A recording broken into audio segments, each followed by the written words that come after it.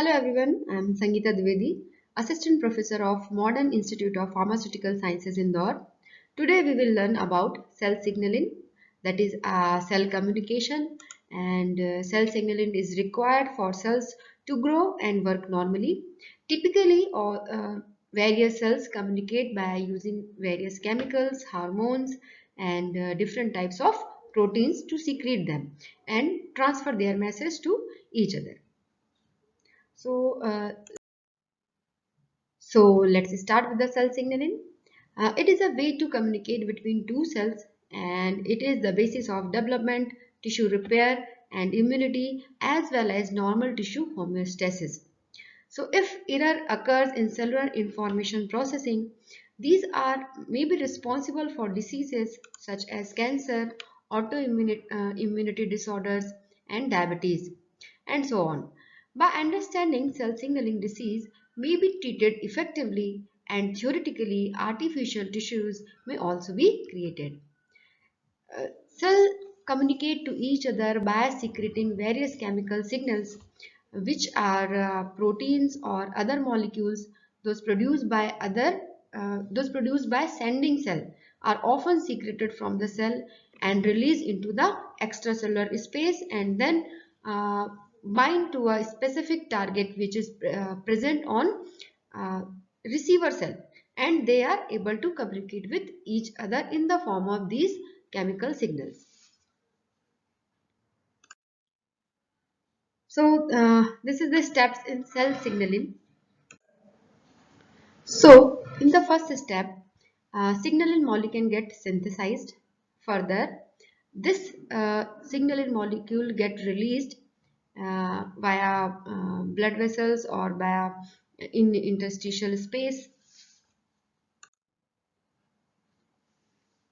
After releasing, this signaling molecule got bind on receptor which are present on receiver cell. So when this signaling molecule get bind into its specific receptor on receiver cell, they form receptor signal complex. This receptor signal complex produces some changes inside the cell and produces specific proteins for that uh, particular work or particular to fulfill the particular message. So and when this signal removed, this response is also terminated, and this is how a cell signaling work between two cells. So I'm going to repeat again these steps in cell signaling. First of all, synthesis is required of signaling molecules. Then release of signaling molecules is happened. Then this signaling molecule bind to its receptor which is present on receiver cell. Then they form receptor signal complex, and the signal is stopped when response is terminated, when signal is removed from the receptor. So, a transfer of signals from one cell to another cell is known as intercellular signaling. These cell signals each others by maybe direct contact with each other or by the release of substance from one cell which is known as sender cell, and that is taken up by another cell which is known as receiver cell. So here we can classify intercellular signaling into four types.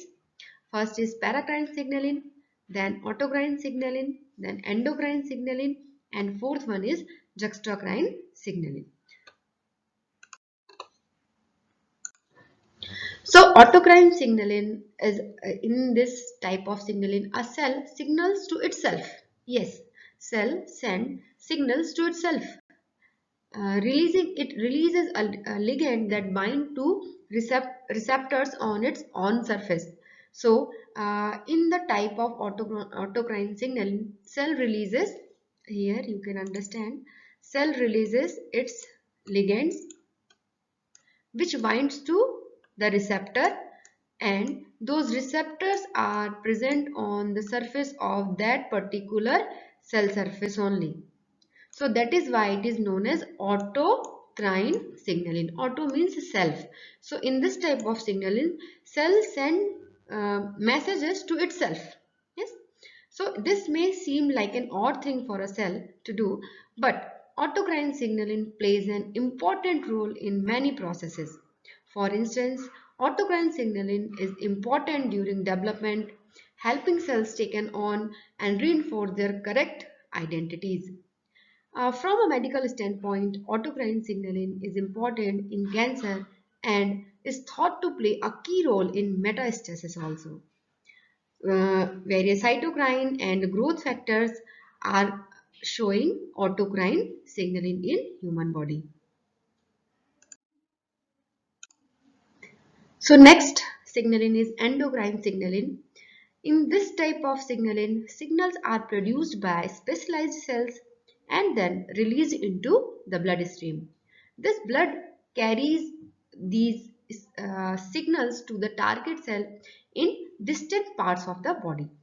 So it is also known as long distance endocrine signaling. When cells need to transmit signals over long distance, they often use the circulatory system as the distribution network for the message they send. Signals that are produced in one part of the body and travel through the circulation to reach far away targets are known as hormones. So that is why it is also known as endocrine signaling, because in human, endocrine glands release various hormones like thyroid, hypothalamus, pituitary, gonads like testes and ovaries, pancreas. These all glands release hormones which get transfer into the blood, and they travel into the blood, and they blood carries them to the target cell, which is located into the distant part of the body. Next signaling is paracrine signaling. As you can see in this picture, in this type of signaling, cell communicate over relatively a short distance. This cell is here, this cell is here, this is a sender cell, this is a receiver cell. So both are located in short distance. So whenever cell required to communicate over a relatively short distance, this type of signaling is used, paracrine signaling.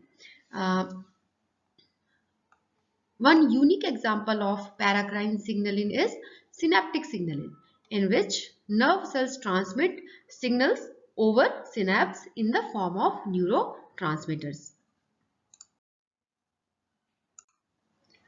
So this type of signaling is known as juxtacrine signaling. Juxta means by near, okay, or touching cells.